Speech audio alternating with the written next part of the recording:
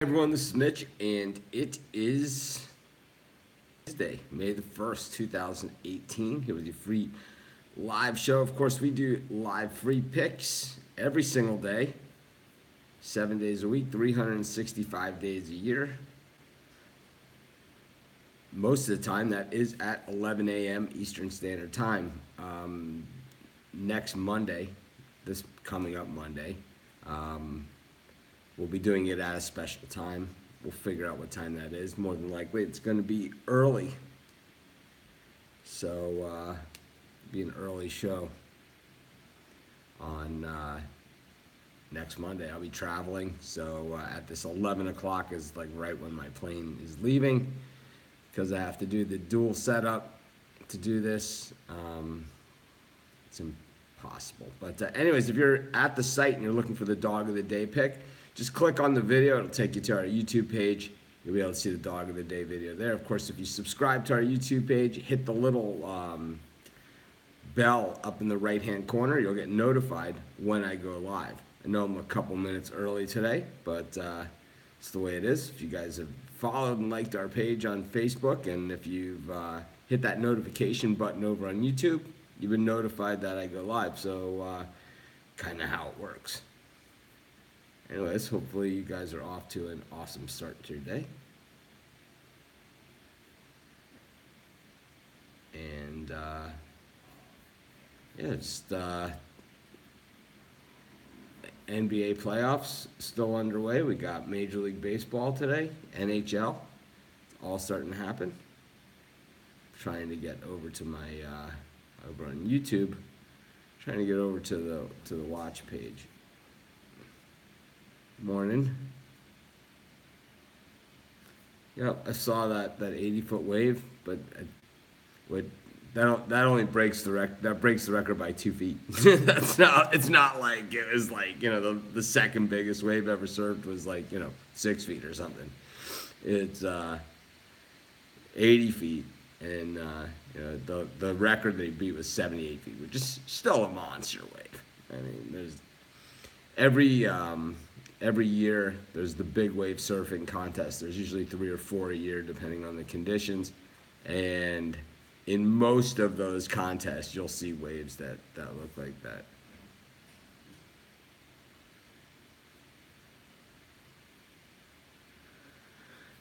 But yeah, we'll have our 3 free picks. I'm just trying to get this YouTube thing going.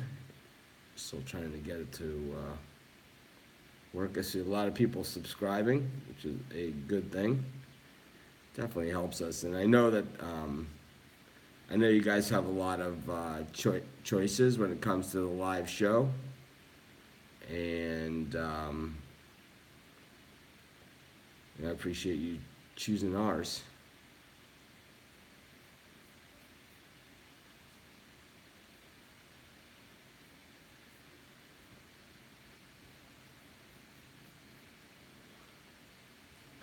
Trying to get to, won't let me edit this thing over on YouTube. There we go. So a couple minutes early today.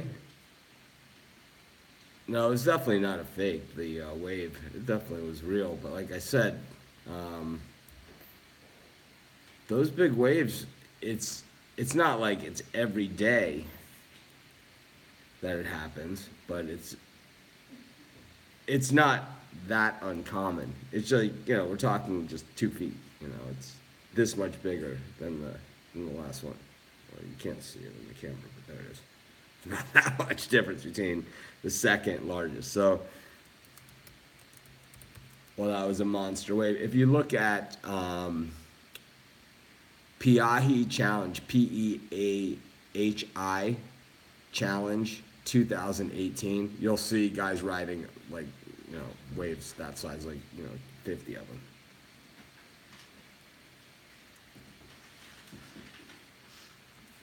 Not to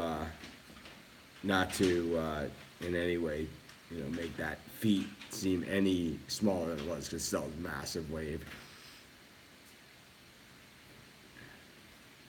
All right, looks like I finally got the YouTube page set up over here. Boy, this is they don't make it easy but I definitely like the results there.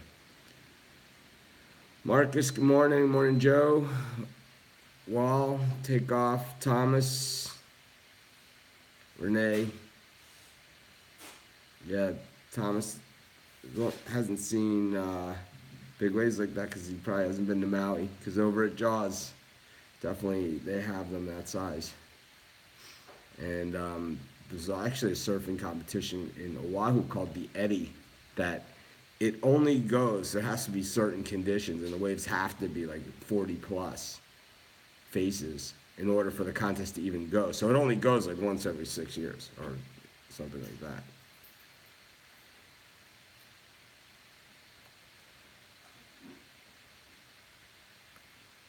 The over-under on the time I would last on that 80-foot wave would be 0. I wouldn't even go in the water. I went out to Kanaha last year, and there was a bunch of guys standing in the parking lot. So I grabbed my board, and at the time I had my truck, and I took my board off the truck. I walked out onto the beach. I looked out into the surf, and Kanaha, it's a pretty good paddle out, so the waves always look a little smaller from the beach than what they actually are. The waves from where I was standing were looked about 35 feet, and you could feel the ground shaking. I just turned around, I walked back to the parking lot, I waved to everybody, I put the board up on the truck, flashed the Mashaka, and drove out, drove up to a different place. So that's my big wave story.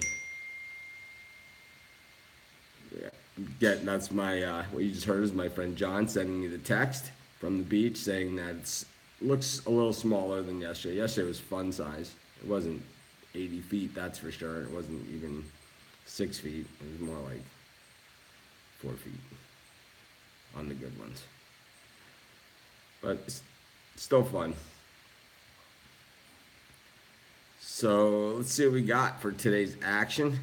Of course, I got a ton of premium picks. I think I have 7 baseball premium picks, and I only did 1 of the NBA games.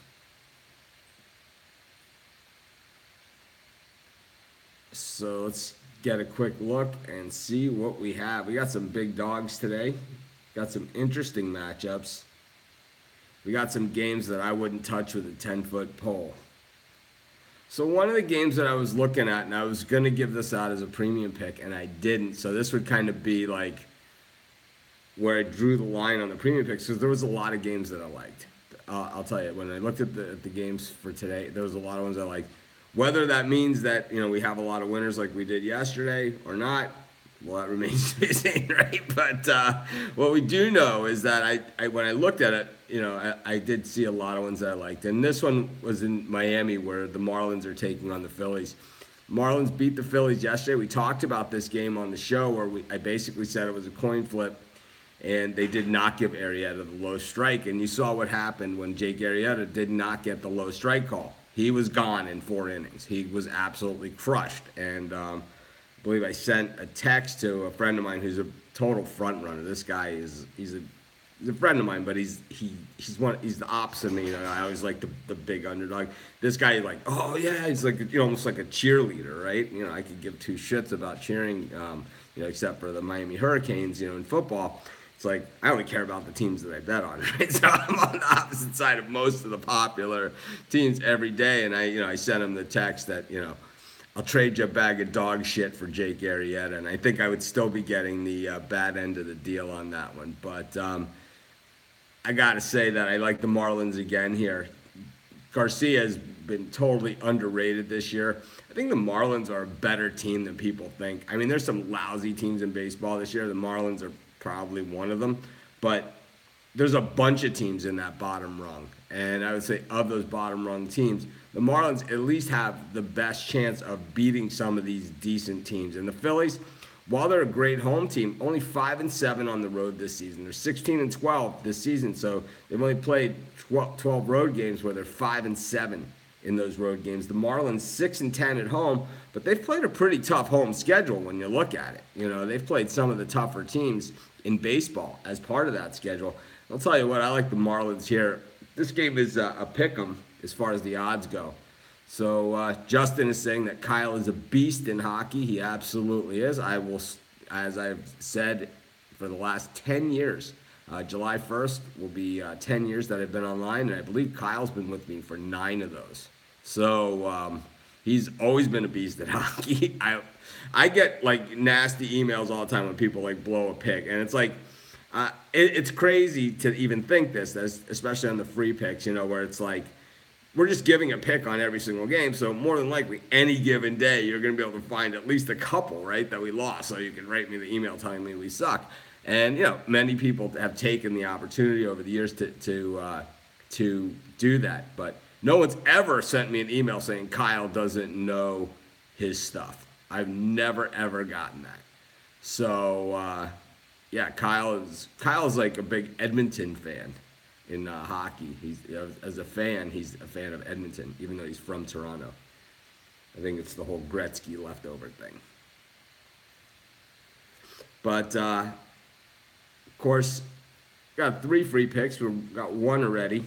I gave out a bunch in the premium area. I think there's some really interesting games here. Like I said, there's some really, really good ones. We nailed some yesterday. The live show picks have generally been pretty good. We've had some bad days here and there, just like anybody who is honest about their picks. But I think for the most part, we've done pretty well. I think one of the more interesting games out there is the Braves and the Mets. I thought this game is really tough. This is what's tough about it for me, and you guys feel free to chime in here. Sean Newcomb is an up-and-coming star, right? He's an up-and-coming star. And we know, like, in that Braves rotation that eventually this guy is going to be probably at the top. This guy's probably going to be at the top of the Braves rotation at some point. Meanwhile, maybe he's there now because he's up against Noah Syndergaard, who we know when he's healthy. I mean, last year he wasn't healthy, but this year he is healthy, and he's throwing that, it looks like a heavy ball, right? When he throws it, it just looks like, it looks like the thing weighs like 600 pounds, and he throws it with good velocity. The issue I have here is that Syndergaard is minus 170.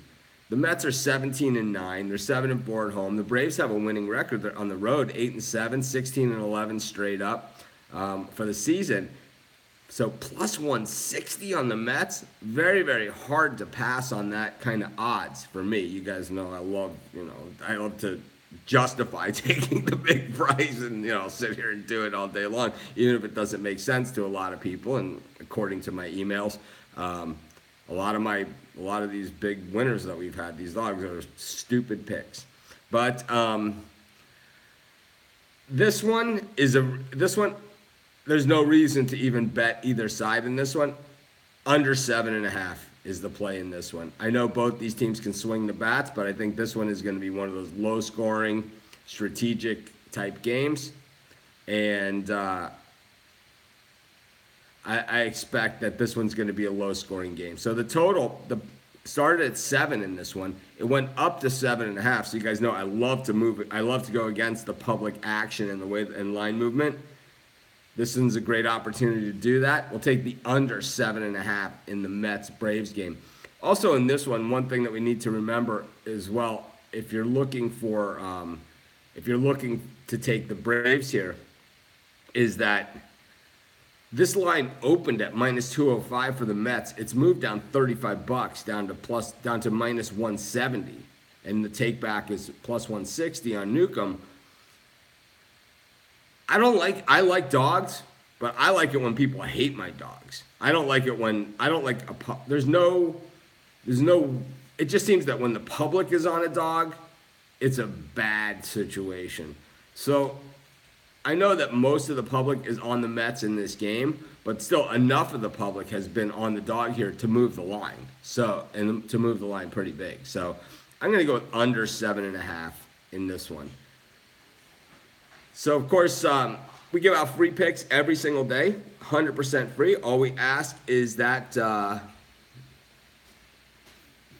we ask is that you hit the like button. If you're watching on YouTube, you can hit the subscribe button. Our subscriber numbers, ever since we started doing this YouTube Live, I think we're up 1,000 subscribers in 2 weeks or something, which is awesome. Because the thing is that some of my competitors I know have really been focusing on YouTube, and like we really stopped focusing on YouTube. We just, we do the dog of the day there, but we haven't been like saying hit the subscribe. I never do that, right? Notifications. But since I've been doing that, I've been waxing them. They do like 10 videos a day. I'm doing, 2, and it's like we're doing bigger numbers. So I just enjoy it. But anyways, so Sean Ford, nice pick on the Celtics. Talk about betting against the public. Yeah, I wrote in my write-up that the Celtics were going to win that game outright. On the show, someone asked about that game, and they were saying, how is Philly not a gigantic favorite here? And, I had already given it out as a premium pick, so I'm not going to, elaborate on it. But I did say on the show, and I tried to point everybody in that direction, that apparently Brad Stevens is one of the, if he's not the best up-and-coming coach in the NBA, this guy has the potential, from what we've seen from him, and especially this year with this Celtics team, this guy could be on the path to being one of the greatest coaches in any sport of all time. And you can mark me on that. I'm not like a fan of any team in the NBA, so it's not like I'm this big, booster. Think about Brad Stevens for a second, okay? He took Butler, okay? Butler, not Indiana, not North Carolina, not Duke, not Texas, not UCLA, Butler, to the national championship game twice, okay? Not once. It wasn't like a fluke. He got to the national championship game twice, okay, with Butler. Now, as head coach of the Boston Celtics, he's missing his 2 best players. One of them is one of the best players in the entire league. The number 1 overall pick the year that he came out in the draft, Kyrie Irving, okay? The other one, Gordon Hayward, guy broke his ankle 5 minutes into the season, right? 5 minutes into the season, this guy was gone for the season. Their big free agent acquisition. Brad Stevens has these guys up 1-0 in the second round of the playoffs. Home dogs, unbelievable stuff, This is unbelievable stuff. So, while if the Celtics, likely this year aren't going to win the whole thing, and, I don't even know if they get out of this against the Sixers. I only look game to game, and you guys know that. I don't like, people ask me all the time, who do you think is going to win the NBA championship? It's like, I don't even know who's going to win tonight, right, or tomorrow. So, I don't even know who's pitching tomorrow. I don't even know who's playing tomorrow, whatever. But, by tomorrow we'll know. But I will tell you one thing, and Brad Stevens is on track to become one of the greatest coaches in the history of sports. He hasn't even won a championship, and that's how great of a coach he is that he does more with less against stiffer competition than anyone we've ever seen. Butler to the national championship game twice. What are the odds, of Butler going to national? The one year against Duke, that 3-pointer goes in at the buzzer. They win. They're cutting down the nets. Winning the NCAA basketball tournament is nearly impossible, right? You have 64. There's no layups as we saw this year when a number 1 seed got knocked out in the first round. There's no layup games in the NCAA tournament. Yeah, the first round there might be some easy matchups, but after that, there's no easy games. There's no easy games. He ran the gauntlet twice. Just saying. And then, you give him professional players, and look what he does with them. Against professional players, in a game yesterday where nobody gave him a chance except for us. But anyways, I'm done with my Brad Stevens rant. Steph Curry returns tonight in Golden State, and we'll go to this game. I did not give a premium pick out in this game. I only gave a premium pick out in the other game, so that leaves this one wide open for us. And Golden State minus 11 against the Pelicans. So here's the thing. The total in this one is set at 227. We'll look at both sides of this thing. But the total is set at 227. The Pelicans have already said, hello, Skills, Finland. Welcome to the show. But the Pelicans they pushed the pace in the first game, and they say they're going to push the pace here with Steph Curry back in there. This game could score 250, so 227 seems like a gigantic number, but 227 seems like a gigantic number. But I still like the over in that one. I'm going to take over 227 in the Warriors Pelicans game. Once again, I don't love this game. I didn't like the first one. 11 seems like a ton of points. It seemed like a ton in the first game, but the Warriors covered it. Boy, they probably cover it again. I just think that the Pelicans are good. Maybe they're just not ready. Kind of like we saw from the 76ers last night. So I'll take the Warriors here. This one is a lean at best. It's a fourth pick for the show, but that'll be it. Anyways, we started a little early today. It's the way that it is. We're going to end around the same time that we normally do because I went on my whole Brad Stevens thing there. But anyways, have a great day, everyone. We'll see you tomorrow.